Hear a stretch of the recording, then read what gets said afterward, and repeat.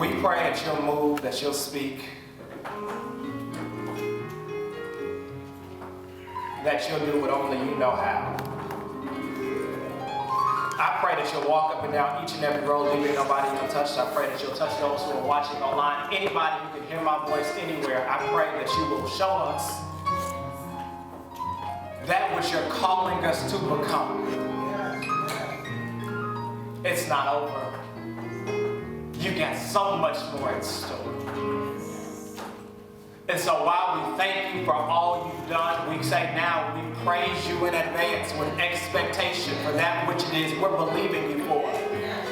Some are already in 2020, but I believe there's still enough days in 2019 to experience not only your blessings materially, but to experience your providence and your protection. I pray for renewal. Some of us are just tired. I pray you give us a second wind to finish strong. Let this word today be a push to let us know we got what it takes. In Jesus' name. Amen. Well, listen, when you celebrate the Lord, this is the day that the Lord has made. Be glad in it. I'm going to jump right into the word if that's all right. I'm in a series called You Got What It Takes. We started it last week, and I just believe that what we experienced last week was the beginning of something. That from some of you that I heard from, the response back was, it was for you in one way or another. And the thing about this series, this is my belief, I've told you all this a couple times throughout the year, that there are some times in which the series is like one that I think is great for you to tell somebody else because it's really going to break something open for them. I do think that about this one, right? I do believe that. But in addition to the fact it would be good for someone you know, my heart is so stirred around this series, I know it's also for you. Yup. And sometimes we don't even realize how much discouragement, how much doubt, how many times we talk ourselves out of that which God has positioned us for. Yes. And we don't realize how much sometimes we are our own worst enemy. And we hear something like, oh, that'd be great for this person. And we discount the fact that, yo, if you don't feel like you're experiencing it right now, just wait a little bit. Life will back you into a corner. Situations will back you into a corner. People will leave you feeling so destitute. You will leave yourself feeling so doubtful sometimes. And that's why as we're in this stretch, some of you signed up for the tithe challenge. Some of you all signed up for the devotional text messages. Listen, all of that stuff goes together in this stretch. As I talked about the tithe challenge a little bit last week, I'm talking about it again at the end of service. All of that stuff goes together because it's all about putting God first. Yes. And I'm challenging you all to put God first in November of 2019 because some of you all have great expectations for 2020, but you won't do it in 2020 if you don't start now. Yes. It's so much easier to start something and get some momentum going to carry it on. And so those devotionals that we're sending out, we're taking the time to send them out. My hope is that those of you who are subscribed to get them, that you're not just looking at them saying, oh, this is so good, like we do sometimes. This is so good, and you put your phone up. It's like, no, it's not, oh, this is so good. It's like, oh, let me read this. Let me speak this over my life. Amen. Right? So the one I said that on Friday, not today, Satan. I will not be detoured. I will not lose my focus. I will maintain my joy as I trust the Lord to guide and guard my life. Amen. Yes. So there's so much more power in me saying it out loud than me just reading it. Amen. Because I need to encourage myself and tell myself, God, you got this. And you got me. Amen. Right? So we're in the series, John chapter number 5. John chapter number 5, and my Bible reads it this way. It says that after this there was a feast of the Jews, and Jesus went up to Jerusalem. Now there is in Jerusalem by the sheep gate a pool, which is in Hebrew called Bethesda, having 5 porches. In these lay a great multitude of sick people, blind, lame, paralyzed, waiting for the moving of water. For an angel went down at a certain time into the pool and stirred up the water. Then whoever stepped in first after the stirring of the water was made well of whatever disease he had. Now a certain man was there who had an infirmity 38 years. When Jesus saw him lying there and knew he had been in that condition a long time, he said to him, "Do you want to be made well?" The sick man answered him, "Sir, I have no man to put me into the pool when the water stirred up. When I'm coming down, another one steps before me." Jesus said to him, "Rise, take up your bed and walk." And immediately the man was made well, took up his bed and walked. And that day was the Sabbath. The Jews therefore said to him who was cured, "It's the Sabbath. It's not lawful for you to carry your bed." He answered them, "He who made me well said to me, take up your bed and walk." Verse 12 says this, "Then they asked him, 'Who is the man who said to you, take up your bed and walk?' But the one who was healed didn't know who it was, for Jesus had withdrawn after a multitude being in that place. Afterward, Jesus found him in the temple and said to him, 'See, you have been made well. Sin no more, lest a worse thing come upon you.' The man departed and told the Jews it was Jesus that made him well. For this reason, the Jews sought to persecute Jesus and sought to kill him because he had done these things on the Sabbath. And Jesus said, 'My Father has been working until now, and I have been working.'" In this series, last week I talked about what it meant to refuse to give up. Today I want to talk about refuse to be held back. Yeah. Refuse to be held back. Again, too often we spend time focusing on what has not been working and what is not working. We dialogue and discuss the areas of my life that I do not like. We talk about what we do not have and did not have. However, this series in particular will help us discover the power connected to our belief system. Because what you believe will determine what is accomplished through you. If you don't believe you can do what you want, it's quiet. If you don't believe you can do it, you won't even try it most of the time. So there is power connected to your belief system. And you have to understand this. No creator creates a thing not to work. The creator of the iPhone intended for the iPhone to work as meticulously as it does. The creator of your vehicle that you rode in on your way here this morning created that vehicle to run a certain kind of way. No creator makes a thing not to function effectively.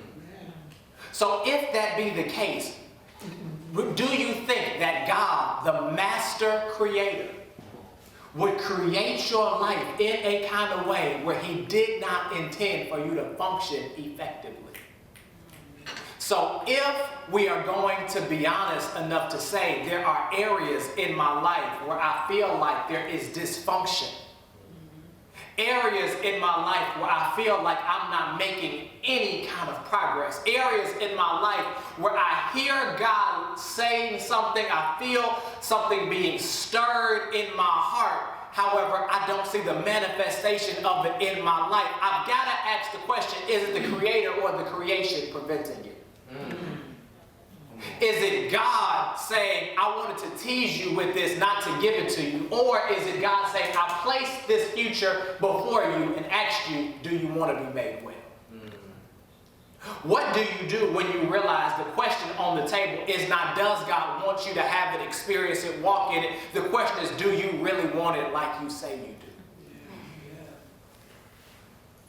Because you have to know that God rarely provides those immediate fixes to our problems because it does little to change our hearts, does little to strengthen our minds, and does little to develop our character. With that being said, that means you will only go to the next dispensation. You will only go to the next level. You will only go to the place God has called all of us to go if we get our head right. This is our year of becoming. We've been saying it since January. It's the word the Lord laid on my heart for this house, and I believe it. I've talked to some of you. You don't feel like you are where you could be, but you don't feel like you are where you were in 2018. Yes. And some of you feel like, yeah, but I have plans for how I would be living my life by November 2019, and that's not happening yet. I say give it time. Because becoming is a process. The word itself is in the active tense. It is a process of becoming. A caterpillar becomes a butterfly. It is a process. It's not just about going up like some of us desire. We want elevation. We want promotion. We want breakthrough. However, for you to experience breakthrough and elevation and promotion in a kind of way where it will be sustainable in your life, it's not just going up, it's growing up. Amen. And nobody likes to be told, grow up. It's what I've said to you all unapologetically though the last 11 months, because I ain't scared of y'all. The word I felt like he gave me in November last year for 2019 this year, it was that we can become who he's called us to be, but we got to grow up. Growing up, and if you don't believe me, if you read your Bible, it's in there. It talks about how when I was a child, I thought like a child, I reasoned like a child, but when I became a man, I put away childish things. It speaks of this notion of saying that when you had this, that at one point in time you were eating on milk, Scripture says, but now it's time for to give you a more hearty food, that there's a notion that just because you were in one place, you should not stay in that place. Amen. Level up. We want what leveling up looks like, but not the work required to level up. Yeah. And some of us want promotion, but we don't realize on the backside of promotion is pressure. That we say we want this, but we don't realize that I don't get this right on this side, this will take me out. Yeah. Sometimes we say I want to play in the big game, but don't realize the big game requires much practice. Otherwise, I'll show up for the big game and I'll have on the uniform, but when they put me in the game, coach is going to say, I can't say what I wanted to say because I got a microphone and I'm at the church house, but let me see if I can find a kinder word to say, sit down, son. Because all of life requires us to grow up. Becoming requires us to grow up. What is growing up about, Rev? I'm glad you asked. Growing up is about our spiritual maturity. It's about saying that just because one point in time in my life I prayed, now I lay me down to sleep. I pray the Lord my soul to keep. If I should die before I wake, I pray the Lord my soul to take. It means that's good for a beginner. But over time, my prayer language should change. And it doesn't mean you should sound like everybody else, but it does mean you should sound like you in prayer. It means that you should be found praying. The Bible teaches us to pray without ceasing. It teaches us the art of spiritual development, that I ought to be able to read my word because I know that my word grows me and stretches me and takes me somewhere. It's about my spiritual maturity. But it's not only about my spiritual maturity, it's about my emotional maturity. How do you know that? It's found in places like Philippians chapter number 4, where it talks about the right thinking that we must possess. He tells you to be anxious for nothing. That's emotional. It tells you how to handle it by prayer and supplication. Let your requests be made known to God, and the peace of God will guard your heart. That's emotional maturity. It means that I can trade that which I'm worrying about mentally over to God spiritually, and He'll give me peace emotionally. It's emotional maturity. The way in which I used to think about a thing, handle a thing, I don't do it anymore. Here goes what I'm going to catch you all up on, because nobody likes this about emotional maturity. If a brother sins against you, what should you do? You should forgive him. Well, how many times? 7 times? No, 77 times 7. If a brother offends you, what should you do? He says you ought to turn the other cheek. We like, nah, fam, I ain't doing that. It's emotional maturity. It's not just spiritual maturity. It's not just emotional maturity. It is financial maturity. It talks about us becoming good stewards over our money. So what does it mean for us to manage our money in a kind of God-honoring way? where tithing is my ease. I do that I work my way up this ladder of generosity, that I understand that from a heart of generosity, God grows me. That when I realize that when I put him first spiritually and emotionally and financially, I learned that that's how I can become the lender and not the borrower. Financial maturity. There's physical maturity. It's just some of us want to get well physically, but we don't want to do what it takes to get there. Now, what does that have to do with my text for today? I'm so glad that you asked me. Because what you see here in our story today, in this narrative that Jesus teaches us, we learn that you must not only possess the discipline to refuse to give up, but you must refuse to give yourself any excuses for why you are, where you are, knowing that more is possible.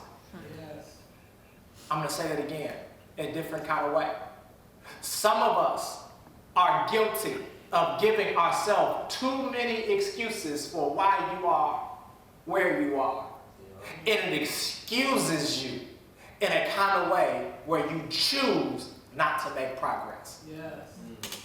I was born like this. I never saw this. I never knew that. Well, now you know. Nobody can be mad at you for not knowing what you don't know, but the second you know what you now know, there is an expectation that you act on what you now know. Well, I didn't see this growing up. It's true. It's a fact. We dealt with facts last week, right? The facts are facts. Your feelings are feelings. But what about development? You didn't have a father. You didn't have a father that impacted how you process. What are you going to do to now work through it now that you realize how much it's impacted your life? Do you see what I'm saying? So it's the excuses we give ourselves, and sometimes we're like, oh, I got time, I'm young. How young are you? Because I know a whole lot of people who hit an old age and thought that they had more time on the clock. And now at 50, they know what they should have did at 30. Kind of quiet. I can't for anybody and everybody today. Guns are pointing in any direction you need to flow. Anybody can catch it. Because all of us, the word he gave for me to give to us in this month of November is you've got what it takes, but it's going to take everything you've got. So it means you've got to stop giving yourself the excuses in the past to keep doing what you've always done, because if you keep doing what you've always done, you are going to keep getting what you've always got. Amen. And for 38 years, y'all, this man keeps showing up by this poolside, hoping something's going to change. The part that gets me, the more I study it, the more it don't make sense. It don't tell us exactly what his issue is. It does tell us he had an infirmity for 38 years. And then he comes back to say, every time I try to get up, somebody steps in front of me, and I don't have anybody to put me in the water. So I don't know exactly what his infirmity was, but it is implied at the bare minimum he was lame. At the minimum. I presume that he's not blind because he's able to articulate the fact that when I get ready to get up, somebody steps in front of me. Well, you only know that if you can see. Right. So I presume he's not blind, but perhaps he's lame. I've got several questions around there. First of all, who brought you to the pool in the first place, right? Because some of us live our life based upon who was with us and isn't anymore. Some of us live our life based upon who we wish was there but is not there. And now realize the fact that sometimes your desire, get this, not for the right reasons that we want people. Sometimes we want people for the purpose of validation and affirmation. And when I say affirmation, I don't mean affirmation in a sense of your love language being words of affirmation. That's needed. That fills a love tank in your body. I'm talking about affirmation from the aspect of, I now bring credibility because of your presence. And sometimes we want other stamps on us. You don't believe me? Why is the world in such a fury over the fact that Instagram likes are going away? It's because we live for validation and affirmation. Some of you, but not some of you, but some of you, some of you, but not some of you, but some of you, are guilty of taking pictures to post. And when they don't get a certain number of likes, you take them down, hoping nobody saw you take it down to go back to repost it later to hope that somebody will like the picture because you thought it was the time to get reposted. Y'all don't want to talk to me. I know I saw it. I screenshotted it when you posted it the first time. Did I like it? No, I'm a ghost follower. I didn't like it. I saw it though. I seen it. I would have liked it if you kept it up 2 more minutes and when you moved too fast. We live for. And here it is. I'm going to give it to you kind of in a different kind of order today. I don't know how I'm going to flow and get you out of here. But one of the things you got to know about refusing to be held back is you got to refuse to be held back by the opinions of other people. That's right. Yeah. Refuse to be held back because of the opinions of other people. Sometimes when you know what you know, you just got to do what you got to do. Yeah. And here it is. Let me be clear. I'm not talking about against wise counsel. I'm not saying move against what you feel like God's leading you toward. I'm talking about times in which God's made something clear, wise counsel has confirmed it, and somehow, some way, we still waiting on somebody else to come pat us on the shoulder. Yeah. We feel it in our heart. We've seen the fruit of our labor, but somehow we're still waiting on this badge of honor. And what I've discovered on my own personal pursuits most of the time is that badge of honor won't come until significantly later, and it may never come at all. But will you do it anyway? Because you got what it takes. You find this man here, 38 years, he's been there, and what he has seemingly lost, but it's not explicitly stated, is he has lost real expectation. He's expecting something maybe to happen, but I'm going to argue based upon this question that Jesus asked, and I don't like the question Jesus asked for a lot of reasons, because if any of you all have really dealt with me, you know I don't deal real well with feelings, right? I'm honest about my stuff. Judge me if you will. Feelings are indicators and not dictators. So your feelings tell you something's wrong. Too many of us trust our feelings to tell us what's wrong. So when you deal with feelings, you got to deal with not what's wrong. Why do you feel how you feel is a better question. So when you talk about this idea with Jesus asking this feeling question, he asks him, do you want to be made well? Now, to some of you all, you're like, that's a silly question. He's sitting by the pool, lady. You sit by the pool because you're hoping that you come to the pool as the water will get stirred up. You're going to get in, and as you get in, you're going to get well. The fact that I showed up should tell you I want to get well, doesn't it? No. You don't believe me. I can tell by that look in your eyes. You try to help me, you want me to connect these dots. It's the same as most of you who wrote a vision board this year. Or listed a goal this year. Or said you wanted something this year. You told yourself you were going to go for something this year. It wasn't the fact that you didn't write it down, it was the fact you didn't do it. So I have to ask the question, why didn't you do it? Were you not motivated enough? Were you not inspired enough? Or did you write it down because you thought it was possible, but you didn't believe in your heart you could do it? Think about that.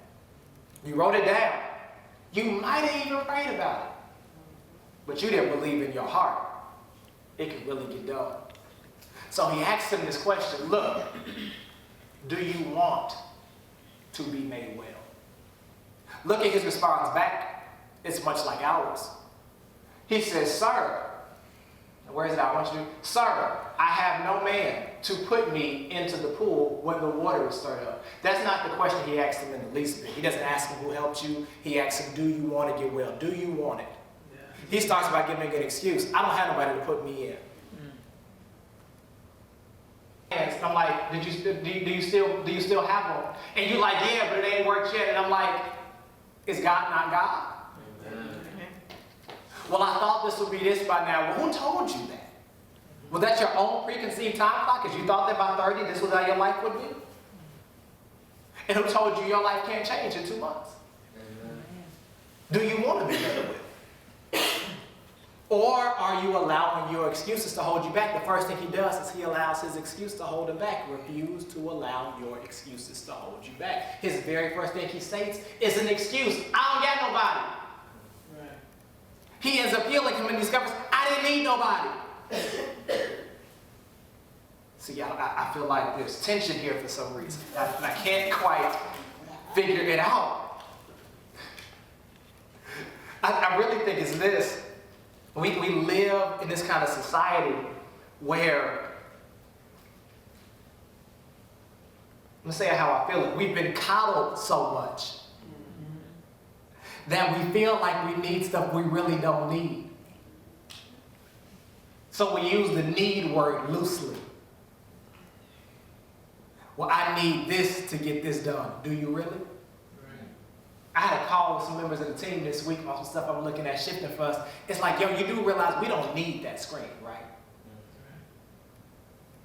So anytime this screen becomes more the focus point than the word, we got to make a problem because that screen's not going to change a life. So we don't need the screen. It came up for me. I was having a conversation with some other guys who started some churches, some places, and they're like, to start a church and to do well, you've got to have these things. These things are critical to the advancement of the kingdom. And they're like, you got to have this, and you got to have fog, and you got to have dark lights, and to be a thriving church in the 21st century. This is why our churches are where they are. And I was like, they're like, you need an LED wall. I was like, I'm not putting it in my budget. Because we got this belief, if the lights are just dope enough, if the setting is this, and it's like this, like, yo, no, you don't need that. You need the power in the presence of God. And that's so true. But it's what we do, right? Yeah. And it's what people do with like this church dynamic. It's what some of you all do with your business plans. It's what some of you all do with your life. You feel like, I gotta have this. And so on Christmas time, we go out and we buy stuff that we cannot actually afford. Like really afford? Like you might have it a little bit, but like, when you pay that, you ain't gonna pay your light bill next month. So like you have it, but you don't really have it. And you buy it for like your loved one. And one or two reasons. Typically, you're doing it because you feel like it might maybe make them happy, but sometimes we overdo it and we say it's about making them happy, and it's really about making ourselves happy that we could buy it because we feel the need to be needed.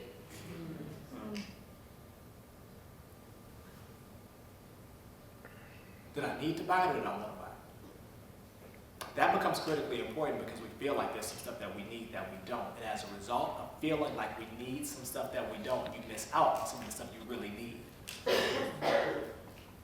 So we overdo work sometimes and we miss out on the value of soul care because we feel like I gotta grind till I fall. I sleep when I die. Right? These things that culture promotes that are incredibly unhealthy. But we feel like I gotta do this because I'm going to this instead of slowing down enough to ask, is what I have enough? It's why some of us haven't done some stuff, moved on some stuff, made progress in our life. It's why some of us haven't gone back to schools because you feel like you don't have enough of this. Well, you don't have enough of this. Is it because you got too much of that? I don't have the money. I don't have the time. And by all means, I'm not telling some of you all that don't want to do it to go back. I'll tell you in a heartbeat. I'm going to go back one day. It ain't on my to-do. It's not on my priority list. It's not because I don't think I can make the time. You pick what you want to do and you go for that. Right.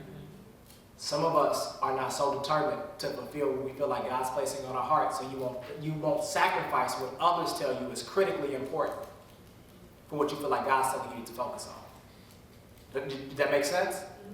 Let me say it again differently. Some of us, we value more of this person's opinion and this person's model and this person's this. And so we sit at a pool for 38 years because everybody else around me said that this water is going to heal me. But when I look around the pool, everybody around the pool is still sick. You don't believe me? It says right here that as they were there, in these, verse number 3, in these lay a great multitude of sick people, blind, lame, paralyzed. They all waited for the water. So I'm trusting this water is going to heal me, and all the sick people still waiting by the water. Who getting healed? But they told me this water was going to work. Yeah, but fam, did you see anybody get changed from it? Does it seem to be working? Get this. Write this down for those who take notes. Just because let me put it this way. What happens for them does not dictate or determine what can happen for me. You don't believe me. It's in the text. I'm going to give it to you in the shortest form because I'm over my time somehow. Somehow. I feel like this clock went fast today. They're there. They're thinking they're going to get healed from the water. They don't get healed from the water. He don't get healed from the water. He get healed from Jesus saying, rise. Take up your mat and walk. So just because they were waiting for water to heal them, what if what you thought you needed wasn't what you needed to advance in the area you wanted to advance? Because sometimes it's like you're waiting, and again, I want to make sure you make this clear. This is not materialistic because sometimes you're like waiting for a person to come make you feel loved. So you feel like I need this or them to make me be who I am. As if two broken pieces come together don't make something broken. Two broken pieces don't make something whole. So I think that if I could just have a little more of this, it would feel that, because this is what happened for them. But what happens to them, whether it worked or didn't work, does not dictate or determine what can happen for me.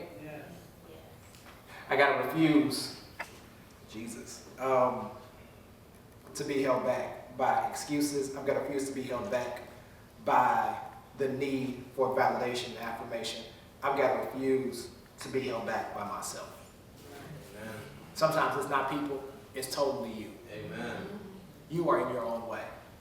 Because you feel like, and you keep telling yourself, and you keep rehearsing the story, the longer you rehearse the pain of the past, you cannot have a better future. Amen. It happened, I know. What are we going to do about it though? Yeah. It hurt, I know. But how do we move forward? Yeah. Like, I can't talk about stuff for a long time. It frustrates me. Anybody who knows me and it like works with me, it's like, yo, I can't discuss the same thing for extended periods of time and we not do something. Right. People who call me with problems, it's like there's a time limit I almost have. It's like, okay, we talked about this for 20 minutes. Yeah. What are we going to do? I heard you. I know. It hurt. What are we going to do? Right. What's the recourse? Otherwise, here's what's going to happen. If I just keep talking about it, it's just going to keep hurting. I'm not going to get better. So I've got to refuse to be held back. Are you holding you back from becoming the person God intended? I'm going to have to work through this. There's so much more in this passage I have to do another time. But that's the big question, is are you holding you back from becoming the person God intends for you to become? Like, are you just not a happy person and you didn't realize you're the person that's keeping you from being happy? Are you not a joyful person and you didn't realize you're holding yourself hostage to your own joy? Do you not have peace? Are you not able to sleep at night and you not realize you are keeping your own self up at night? Are you holding you back? Is it your belief system? You say you love God, but do you believe He can do it? Because if you say you believe He can do it, then you'll trust Him in a different kind of way. And some of us say we pray, but do you pray with belief? Do you believe in faith? Like, do you really believe? Like, do you cognitively say, no, I trust you, and because I trust you, I release it? This man right here, pull the passage back up for me. This man, Jesus said to him, verse 8, Jesus said to him, rise, take up your bed and walk. And immediately the man was made well, took up his bed and walked. Keep it right there. He had been lame 38 years. That's all I know. I don't know what else was his challenge, but I know he had to be some form of lame, unmovable, because I need somebody else to pick me up and put me in the water. But when Jesus spoke to him, he believed it was possible somehow. I haven't done it. Maybe I've never done it ever. We don't know. He could have been born that way. He could have been 38 years old. I don't know. He could have been 50 and for 38 years he hadn't walked in the last 12. I don't know. It don't really matter. What matters is that Jesus places this word. There's this word that's spoken over him. There's this thematic thrust that's given, and he believes it's possible. And once he believes it's possible, it says, and immediately he's made well, rises, takes up his mat, and walk. That's the difference in you believing that it's really possible. As you believe what it says when he says you got what it takes. Amen.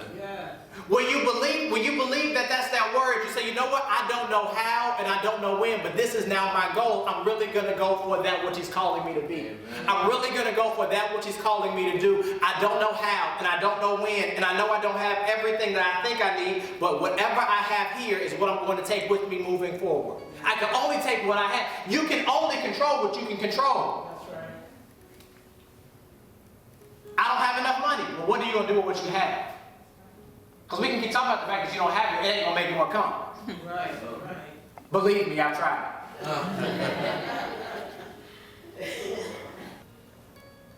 Do you believe? That's the question. Do you want to get well? Like, you can go through kind of so much hurt, pain, trauma, unmet expectations, unfulfilled expectations, depression, discouragement, failed attempt after failed attempt. Man, for 38 years, this man was trying to get this thing right. 38 years of rehearsing that same pain, and we feel like it's just, I want it to get better, but I don't really know if I believe it can get better anymore. And some of you aren't willing to be honest and say you're at that place, but you are. You're at a place where you come to church and you pray, but you don't really believe it's possible. You're not really sure if you believe this God thing like you once believed this God thing, because you were believing him in a season and he didn't do it the way you thought he was going to do it, or move as quickly as he was going to do it. And so now you believe that you got to make it happen for yourself, and you don't realize you're spinning yourself around in circles. I've lived through a season like that. I talked to you all about it before. Mass disappointment. I was believing God. I had placed expectations in places and on stuff, and I just thought that God wasn't answering my prayers like I thought he should. And for a while, it messed me up. First of all, it took me a stretch to even figure it out and recover from it. But then after I recovered from it, I had to ask, why did I go through it? And it wasn't until like mid-year this year that I had to kind of deal with that, to really kind of figure out what it is that the body of Christ is seemingly dealing with now. I had to feel it personally. And I had to come out on the other side and tell you, look, he could give it back. Come on. Because it's one thing for me to tell you it's possible to overcome faith fatigue. It's another thing for me to tell you, look, I overcame faith fatigue. Come on. I just believe God. Times in which I didn't want to believe. I didn't know if I could believe. I was preaching and I wasn't sure if I believed he could do it for me, like I told you he could do it for you.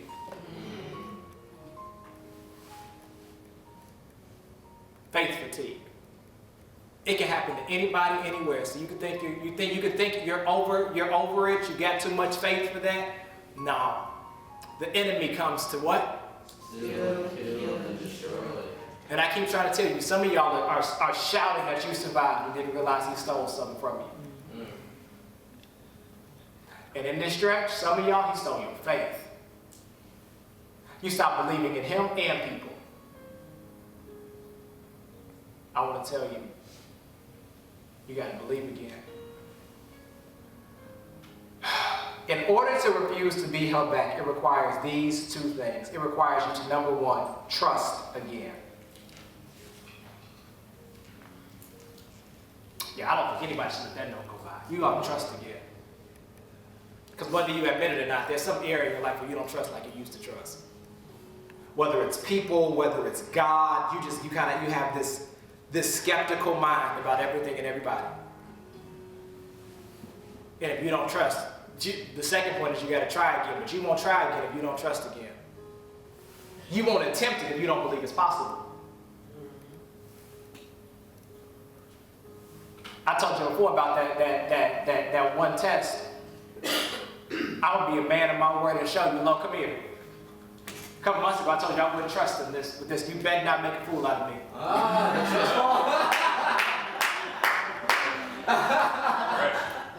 Fresh is on, bro. It ain't on me. Been in the gym long?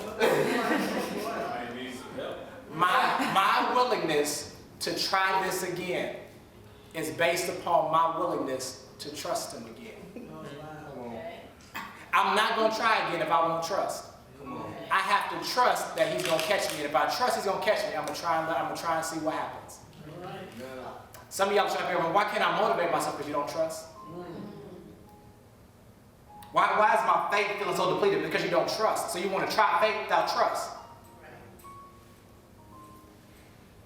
I'm going to let you know I'm coming, bro. I'm not going to sneak attack you, bro. No. Get ready. Don't try and catch me cute. You can catch me however you got to get. Dog. Oh, is that what you're talking about? Like, I'm going to catch you like this. I got you, fam. It's like, no. Whatever method you going to do, I'm not going to look at the mirror because you're going to make me nervous. But my willingness to trust. Jesus. My willingness to try is based on my commitment to trust. Amen.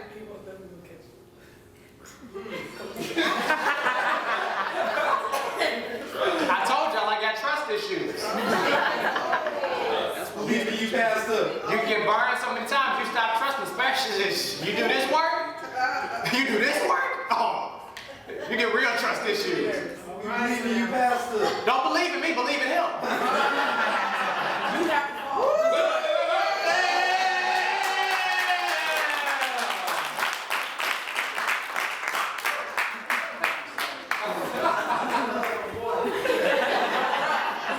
You have no idea. The anxiety that went through my body. Specifically, and that was not planned. I didn't tell him we were going to do this in the least, but if I told him, he would have been cracking jokes on it. I would have never let him do it. But my anxiety increased the more I fell back and the more I didn't feel him back there. If you could have saw my face, I was like, he's really not going to catch me. Not only that, he went all the way back to like catch me. So I don't know what his stance was, but I imagine he had to go back, but as he went back, it meant I went further back. So in my mind, I'm like, he finna drop me for real. I'm like, if he drops me, he's fired. In front of everybody. I'm like, y'all write me whatever, he fired and can't come back. He dropped the Yeah, he dropped the pay. You fired from your volunteer position, bro. You been fired as a volunteer.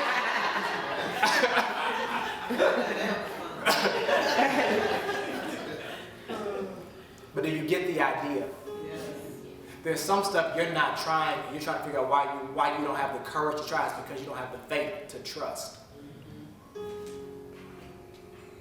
And I'm telling you not what I've heard. I'm not even just telling you what I've read. I'm telling you what I have lived through. And in walking back through currently.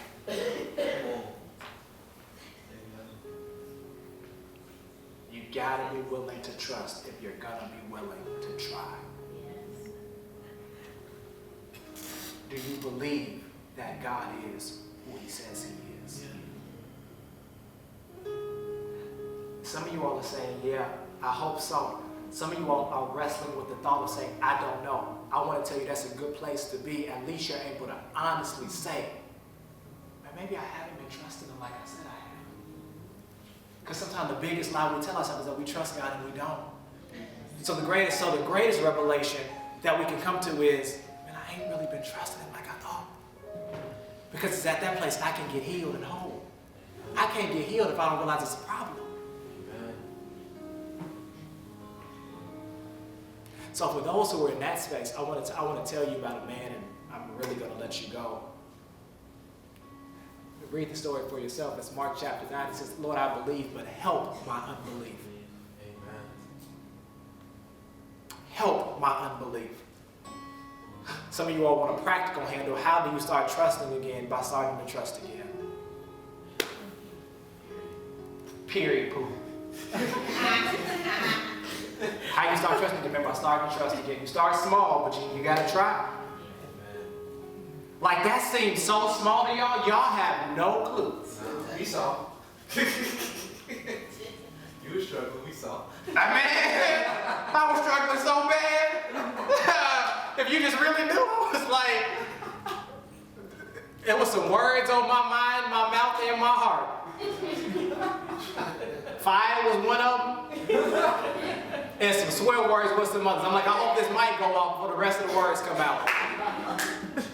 And that's my God. You hear me? That's my God. Because sometimes you're like, oh, well, I mean, I trust this person. It's like, how much? Come on. That's facts. How much? Man, I trust God, but how much? Amen. Do you trust him with this, but not that? Amen. Come on. So I trust you in like spiritual matters, God, but like, do I trust you in my marriage? I trust you in like this kind of stuff, God, but do I trust you in my career? I trust you with like this stuff, God, but like, do I trust you're going to send me my mate? Do I trust you're going to make me into the mate you called me to be before I go looking for somebody else? Am I the person who I'm looking for is looking for? It's like, do I trust you that you can do whatever you say? Do I trust you that this year isn't over? Do I trust you that I'm not going to be a statistic? Do I trust you when you told me that I'm going to live the life of singleness and that's just my calling? Do I trust you that you'll be everything I need? Like, yeah, like in this stretch, if you're going to really walk in the fact you got what it takes, you got to have those tough conversations with yourself and address them back with God. So, Father, we thank you for who you are, what you've done, and what you're doing. I pray that, Father, by your power, that you'll work on all of our hearts, those here, those online, those watching on TV, those that will watch back. I pray, God, that you'll give us all the courage to trust you again. As we trust you again, give us the courage to trust some people again. Life can be tough. Give us the courage to trust again. To start where we are. We cannot start where we're not. To start where we are. To trust again. And as you give us the courage to trust again, I believe you'll give us the faith to try again. Amen. And I believe that there's enough days in this year, enough weeks left on this calendar, not just to believe you for 2020 and beyond, but to believe you for something supernatural this year. Supernatural in a sense of something we didn't think could happen, but because of you it did. Patience. We trust you. We believe you. It's in Jesus' name. Amen. Won't you celebrate God? Amen. Word today.